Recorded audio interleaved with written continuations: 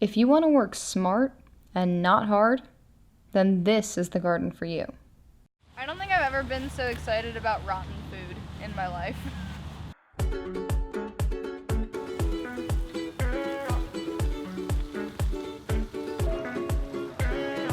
Hey guys, I'm Jessica Jean and we're back at Bob Roth's New River Grove.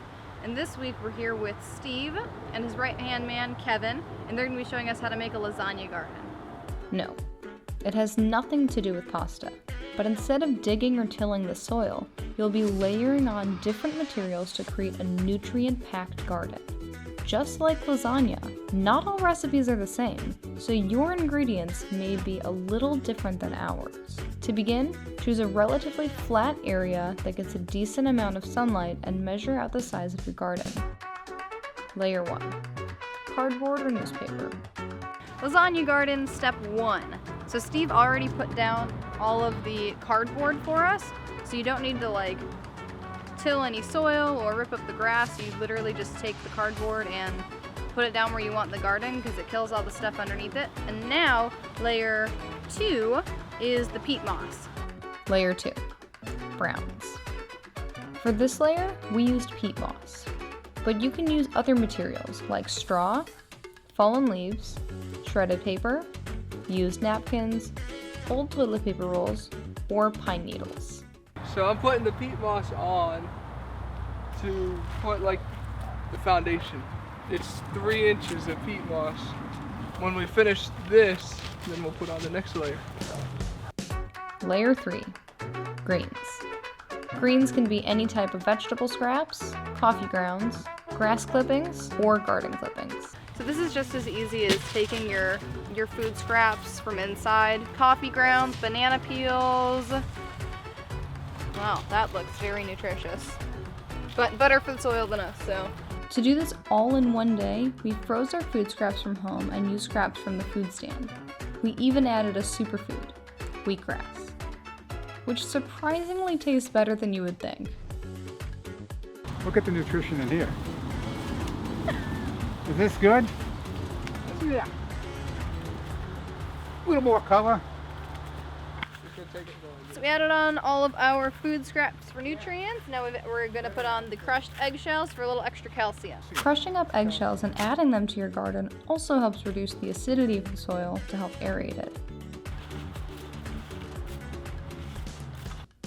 Layer 4. More browns. We're adding a little bit more peat moss and covering up the super delicious rotting food smell. For our 4-foot by 13-foot garden, we used 4 bales of peat moss in total. It's a great foundation material for the brown layer and relatively inexpensive for only about $15 a bale. Layer 5. Mixed brown and green layer. So we are all done with our peat moss layer, and so now we're going to add a little bit of compost that's already been going. So it's kind of a mixed layer. Instead of another greens layer, it's recommended to use more browns than greens. So Steve chose to use the mixed layer of compost and shredded paper to balance out this ratio. Layer 6. Even more browns.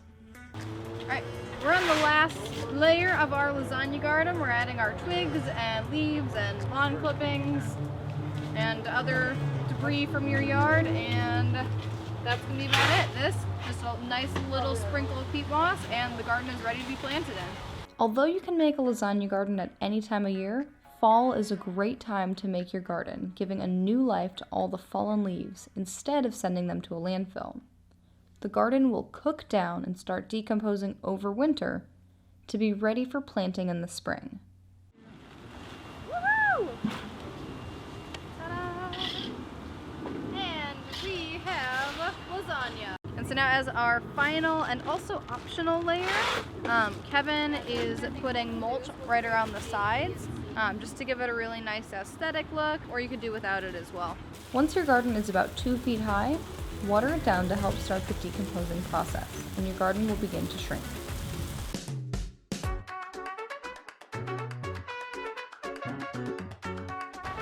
Alright, so only took a couple of hours. It was really inexpensive to build a garden this big, and I'd say we had a pretty great time doing it. What do you think? Yeah, absolutely. We had a wonderful time. Thank you for coming. This is fun. Definitely the most fun I've ever had with Yep. my food. Steve. Nope. So it's going to have all of those scraps and all of those nutrients. So it's going to be able to grow really well. Another plane.